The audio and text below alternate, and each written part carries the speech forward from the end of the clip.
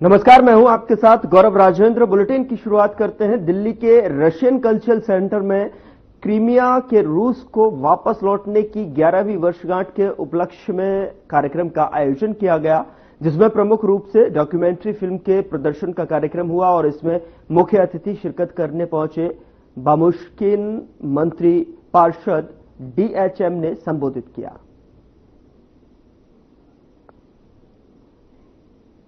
तो Russian culture centre में कार्यक्रम का आयोजन किया गया, जिसमें डॉक्यूमेंट्री फिल्म भी दिखाई गई और प्रसारण भी उसका डॉक्यूमेंट्री फिल्म का किया गया। तो गणमान्य लोगों ने इस कार्यक्रम में शिरकत की। साथ ही आपको बता दें कि जिस तरीके से रशियन कल्चर सेंटर में कार्यक्रम का आयोजन किया गया, जिसपे कि डॉक्यूमेंट्री फिल्म का भी प्रसारण यहां दिखाया गया।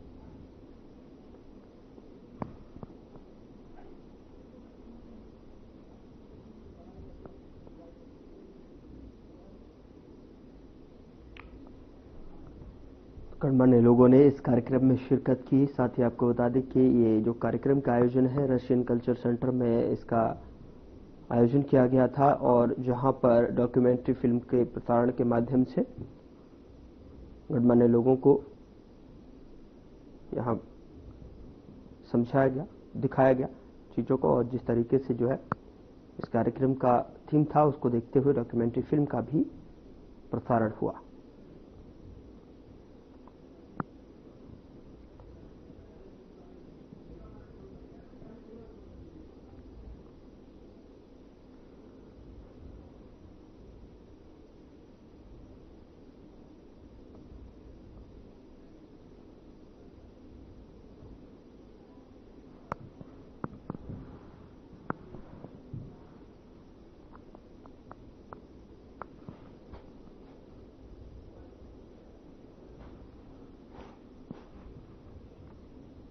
उधर मुख्यमंत्री योगी आदित्यनाथ देश के सबसे चहेते मुख्यमंत्री हैं। पिछले 8 सालों में उन्होंने अपनी कार्यशैली की वजह से लोगों के दिलों में खास जगह बनाई है।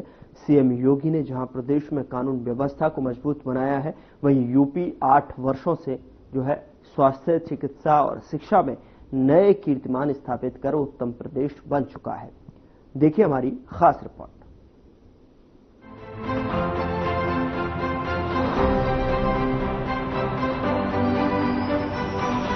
यूपी के मुख्यमंत्री योगी आदित्यनाथ के कार्यकाल के 8 साल पूरे होंगे।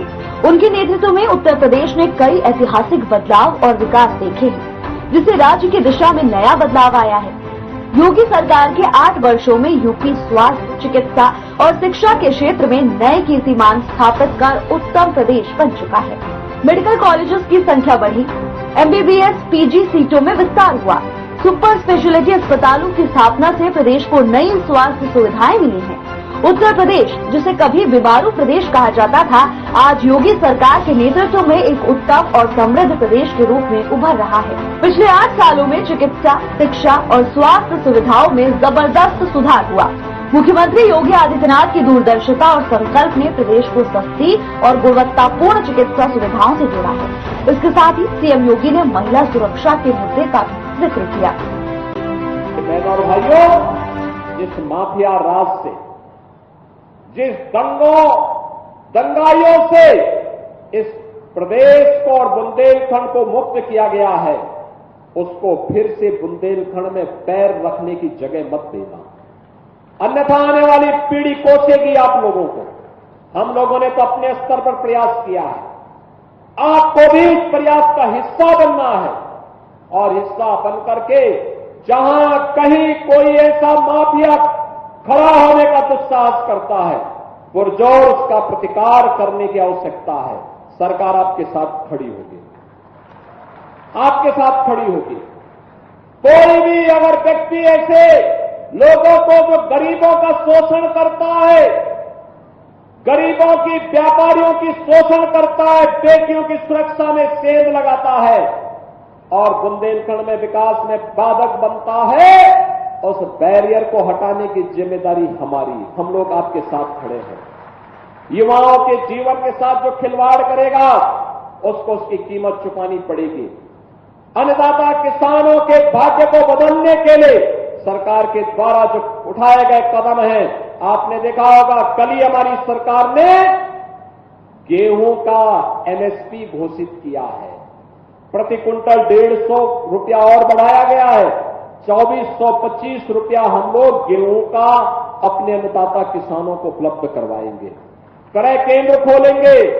आने वाले समय में सरकार ने व्यवस्था की है, हर मंडी में हम लोग माता सबरी के नाम पर एक सस्ती कैंटीन अन्नदाता किसान के लिए उपलब्ध करवाएंगे, जहां उसको चाय मिल सके, सस्ते में भोजन मिल सके, वहां पे बैठने की व्यवस्था दे सके। हम लोग पहले चरण में 7 माता अहिल्याबाई के नाम पर कामकाजी महिलाओं के लिए छात्रावास का निर्माण करने जा रहे हैं। उनके सुरक्षित छात्रावास जहां वे रह सकें, उनके लिए व्यवस्था देने जा रहे हैं। सरकार ने तय किया है, हमने पिछली बार प्रदेश के अंदर जो लोग शासन की योजनाओं से वंचित थे, मुसर, थारू, कोल, चेरो, सहरिया, इन सभी जातियों को योजनाओं के लाभ से जोड़ने के एक बड़े कार्यक्रम को हम लोगों ने अपने साथ किया था। 100% सेचुरेट करने के एक कार्यक्रम को अपने हाथों में लिया था। और इस बार सरकार ने बजट में प्रावधान किया है, जीरो पॉवर्टी के लक्ष्य को प्राप्त करने के लिए जो गरीब अभी तक किसी योजना से वंचित है, उस गरीब को उस योजना के साथ जोड़ करके उसके जीवन को आगे बढ़ाने का काम करेंगे। जिसको मकान नहीं मिल पाया उसको मकान देंगे। जिसे अब तक किसी योजना का लाभ नहीं मिल पाया है, उसे इस योजना के साथ जोड़ने का काम करेंगे। सीएम योगी ने बताया कि पीएम किसान सम्मान निधि योजना के तहत राज्य सरकार ने अब तक 2 करोड़ 62 लाख किसानों को 75,000 करोड़ रुपए से अधिक का वितरण किया है। सिंचाई बिल माफ किए गए हैं और सोलर पंप उपलब्ध कराए गए हैं। सीएम योगी ने प्रत्येक नागरिक से विकसित भारत के लक्ष्य को प्राप्त करने के लिए राष्ट्र को सर्वोपरि रखने का आग्रह किया। भारत को 2047 तक विकसित राष्ट्र बनाने के लिए नागरिक कर्तव्य का अत्यधिक महत्व है। विकसित भारत में हर किसान के खेत में फसल होगी, महिलाओं का भविष्य उज्जवल होगा और युवाओं को रोजगार के अवसर मिलेंगे। इसके साथ ही उन्होंने ऐतिहासिक कुंभ मेले के आयोजन का भी जिक्र किया। महाकुंभ में श्रद्धालु और संतों की संख्या आती है 66 करोड़ 30 लाख से अधिक। हमने जो अनुमान लगाया था उससे कई गुना। और मैं इस अवसर पर आप सबका अभिनंदन इसलिए करता हूं,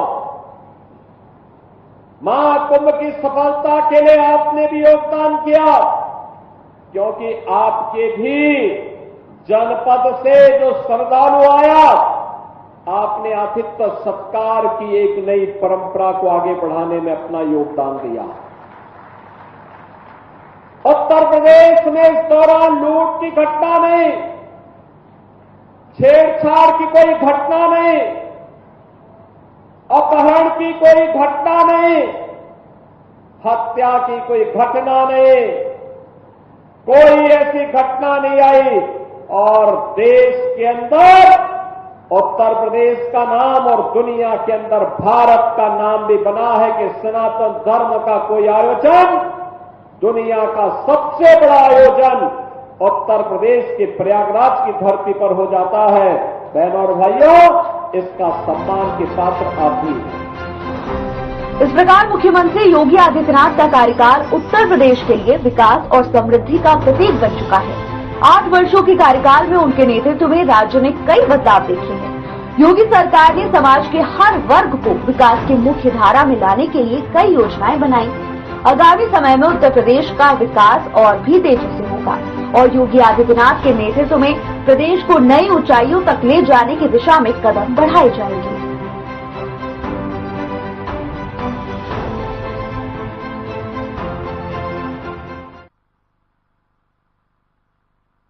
यूपी के पुलिस विभाग में बड़ा फेरबदल हुआ है। 32 आईपीएस अधिकारियों के तबादले हुए हैं, तो वहीं शासन के निर्देश पर डीजीपी मुख्यालय ने 32 आईपीएस अधिकारियों का तबादला कर दिया है। बता दें कि हेमंत कुटियाल को पुलिस उप महानिरीक्षक सेनानायक विशेष परिक्षेत्र सुरक्षा लखनऊ के साथ साथ अतिरिक्त प्रभार कारागार प्रशासन एवं सुधार सेवाएं मुख्यालय लखनऊ से पुलिस उप महानिरीक्षक एसएसएफ लखनऊ की जिम्मेदारी मिली है।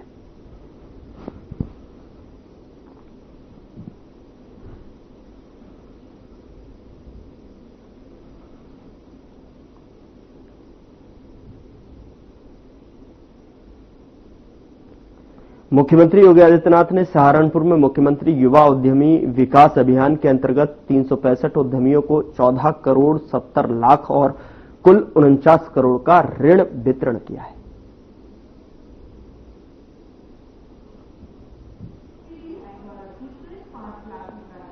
मुख्यमंत्री युवा उद्यमी अभियान जनपद सहारनपुर में आयोजित आज के इस कार्यक्रम में मंच पर उपस्थित सूक्ष्म लघु मध्यम उद्यम विभाग के मंत्री श्री राकेश सचान जी,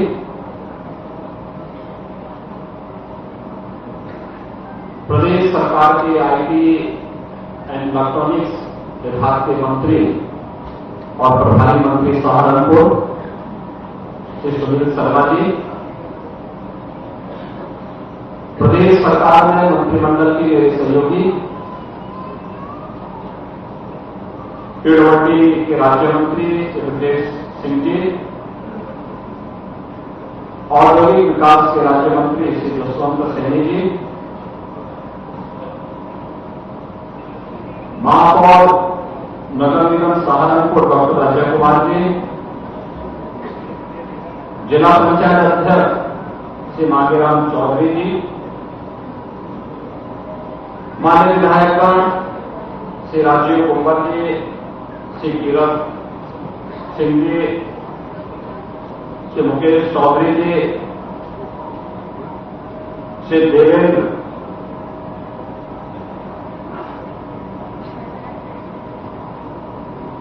निम जी, विधान परिषद सदस्य श्री चंद्र शर्मा जी,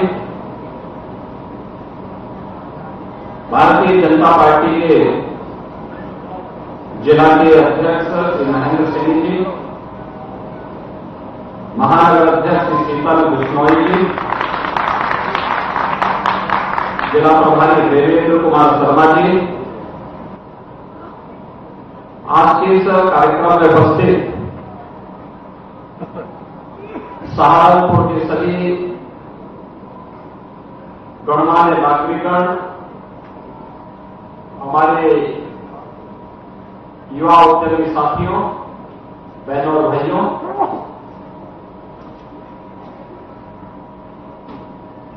महाकुंभ और होली के सफल आयोजन के उपरांत मुझे आज सहारनपुर आने का अवसर प्राप्त हुआ है। इस अवसर पर मैं आप सभी का और सहारनपुर और इस पूरी कमिश्नरी से जुड़े हुए सभी नागरिकों का हृदय से अभिनंदन करता हूं।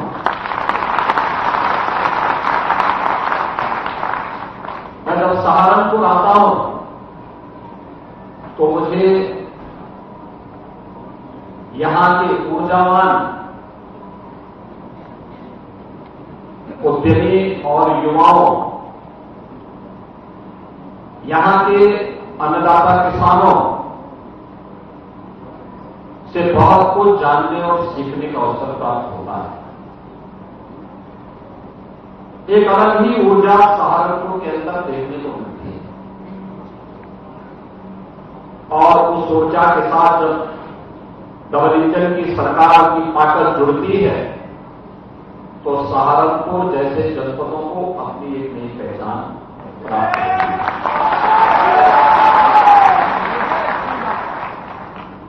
इस कार्यक्रम के पहले मुझे मां शाकंभरी विश्वविद्यालय के नवनिर्मित भवन को देखने का अवसर प्राप्त हुआ। सहारनपुर में भी विश्वविद्यालय हो, यह आज से 10 वर्ष पहले कल्पना थी। 5 वर्ष पहले तक कोई सोच भी नहीं सकता था कि यह हो सकता है, लेकिन डबल इंजन की सरकार ने सहारनपुर में मां शाकंभरी के नाम पर विश्वविद्यालय का निर्माण कर दिया है।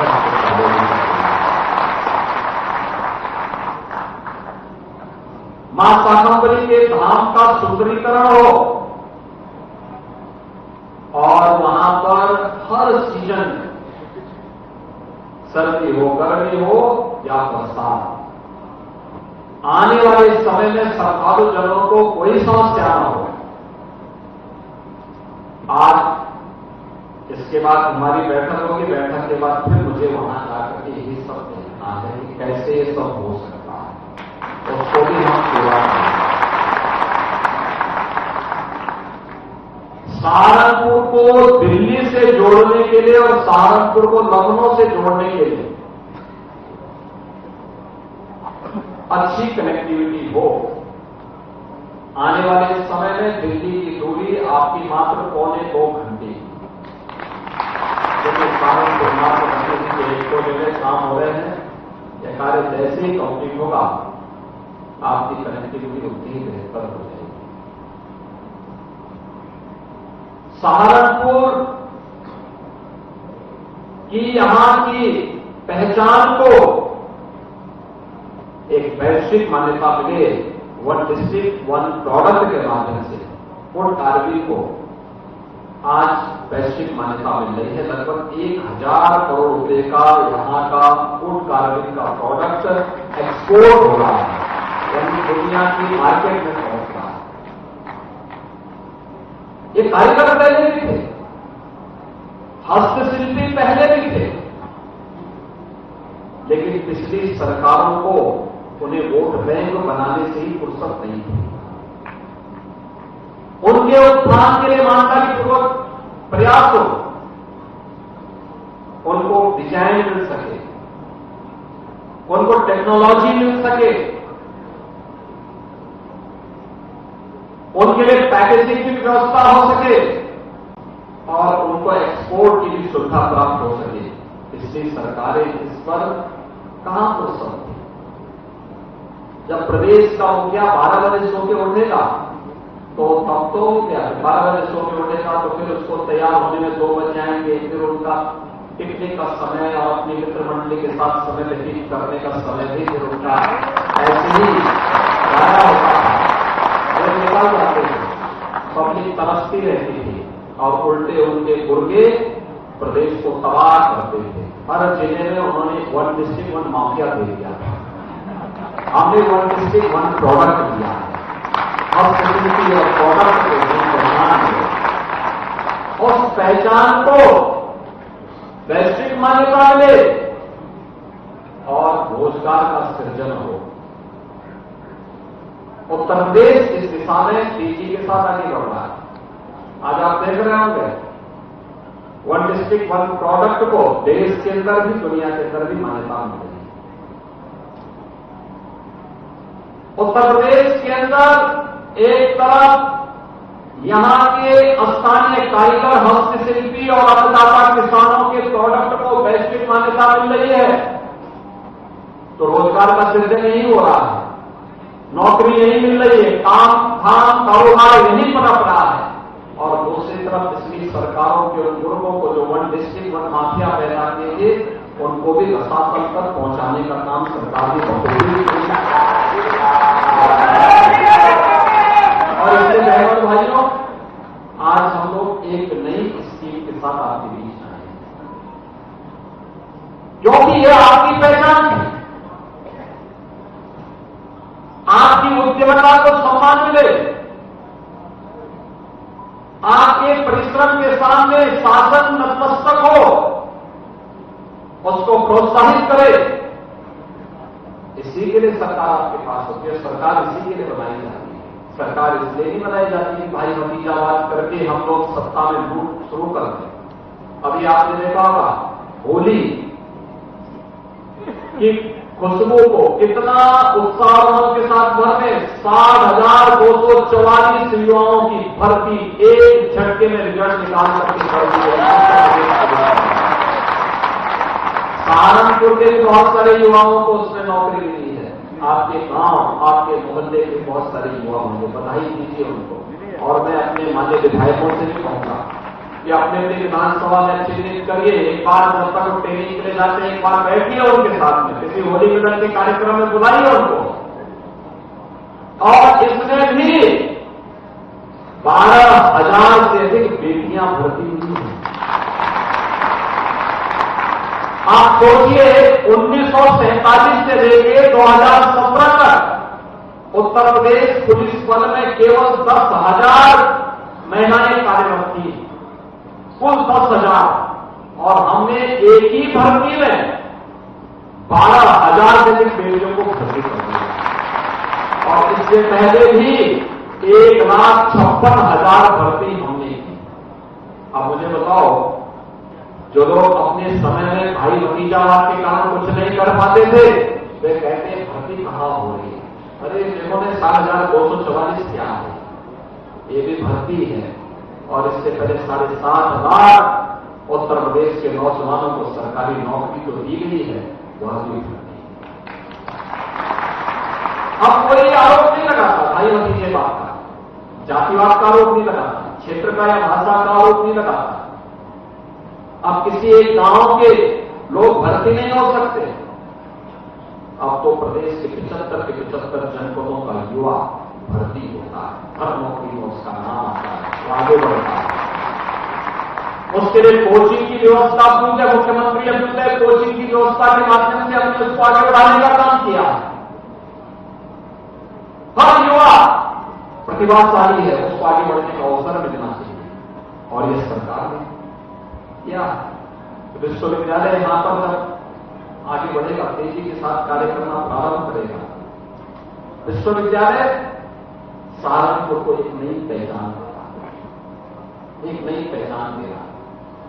अभी हम यहां पे आ रहे थे, इस कार्यक्रम के पहले एग्जीबिशन लगी थी, प्रदर्शनी लगी थी, प्रदर्शनी को देख रहे, कई स्टॉल ऐसे थे जिसमें